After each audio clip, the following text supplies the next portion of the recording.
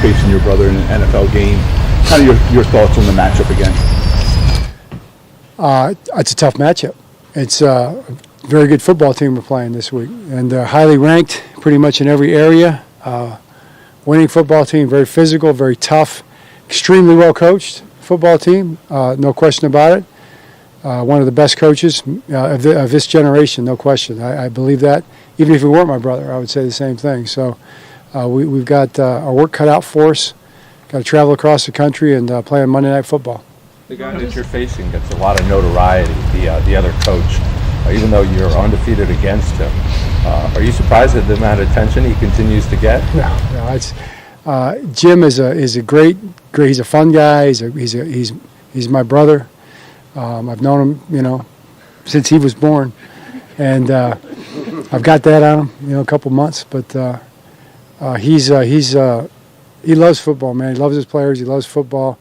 He's always got some way of seeing things, I think, that's really interesting, and that's why people are interested in hearing from him. What's the competitive nature between you two guys? I mean, obviously you faced off in the biggest stage of them all in this sport, but just where does it get? How high does the competitive nature get between you two? Yeah, it used to get hot. Back when we were younger, it was every day. It was one fight or another. He was reminding me a couple weeks ago, a month ago, about this little. I used to be bigger than him most of the time. Then he ended up bigger. Obviously, he's a Pro Bowl quarterback. He's a 17-year player in the National Football League. He's a great athlete, always was. But most of the time, I had the edge on him in growth until we got to be about 18, 19, and I'd hold him down and stuff. And he had this technique called the crab technique. He called it, and he would basically get on his back and he'd get his hands and his feet up there and he'd just fend me off, with his hands and his feet. And I couldn't get to him. He's really athletic.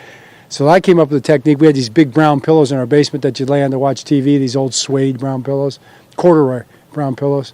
And I would be able to I'd take the pillow and I'd swipe his feet down and pin him and get back on top of him, And I had forgotten about it. I mean, I did not remember it. But when you're the younger brother, that's the kind of thing you remember, So I take a little credit for his toughness, I guess. He's probably one of the toughest people I know. John, he was on the Rich Eisen show the other day, and he talked about how when he looks at your team carefully, when he looks at you guys on tape, there is an element of kind of staring in the mirror, I guess in part because of all the people they have there who are from here. But I mean, do you see that? I mean, do you see a powerful connection between the teams, whether it's the people or the style or whatever? Yeah, all of it. The culture, the way things are done, but the how they play, certainly. The schemes, very similar. The schemes are a lot of ways, not exactly the same, but a lot of ways mirror images. The people coaching, a lot of the guys playing. But, with that, it's two different football teams. It's two teams squaring off in a really important game, and that's really what it's going to be about. It's going to be about the guys out there playing the game, It takes a lot of courage to play this game, man. It takes an incredible amount of toughness to play this game. What these guys put into it, that kind of an effort, week after week. And we're coming off one of those games. We're going into one of those games. There'll be one of those games the next week after that. That's what the National Football League is. That's why I think these players deserve so much respect for what they do. It's a player's game, It's an honor to be in this game, Coach. I told the players just this week in the opening meeting, and it's a quote that they didn't probably get. You'll get it. I told them I feel like the luckiest man on the face of the earth, and I do, because you get a chance to coach these guys and be around them every day. What is it like just coaching against someone that you are so close with, has been your sounding board, both of you throughout your entire careers? Like, is there that element that you do know him really well and can anticipate that on a game day? I don't know about anticipating stuff. I think it's more in the emotional world. It's more in the in that place. I mean, it's unique and it's never been done before. And I don't know if it'll happen again for a long time. This particular thing. So, I think it's hard to describe it. And I say to people, if you have a sibling, you're close to, you probably understand it. You probably can put yourself in those shoes, and just kind of imagine what it's like to be across the sidelines in an NFL game, coaching your teams. Everything else is the same. John, how are your parents handling it this week, and what's that conversation been like? Yeah, we've talked about a lot of different things besides football. Is that off limits now for the football talk? It's not off limits, but it's really just not. It's just what are we going to talk about? You know, I mean, everybody kind of understands the situation. They're not going to the game. They're going to watch it down in Florida at my sister's house with Joni and Tom Crean, and that's their plan. I understand why they're doing that. You know, it's great, but it's hard. It's their anniversary, correct? It is their anniversary. Yep, it is their anniversary, November 25th. They got married in 1961, because I was 1962, right? Sure. Yeah. It was over a year later.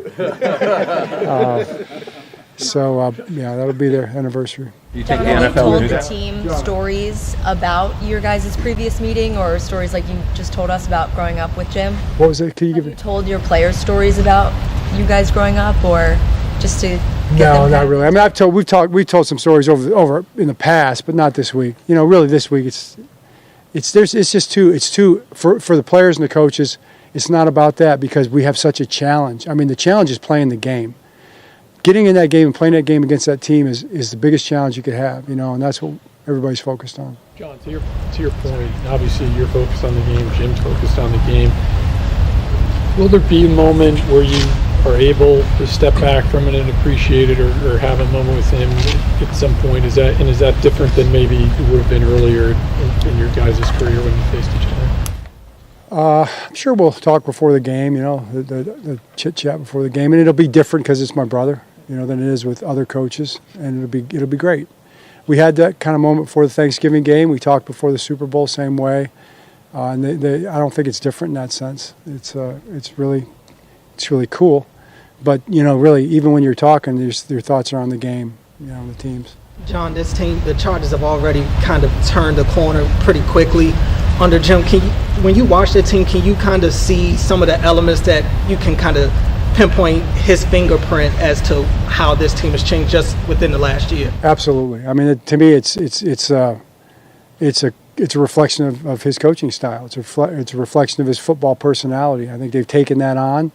They've gotten those kind of people you guys all pointed out with your questions. I mean, they've surrounded themselves with people that see the game the same way, and their team reflects that, players and coaches, and they're doing a great job.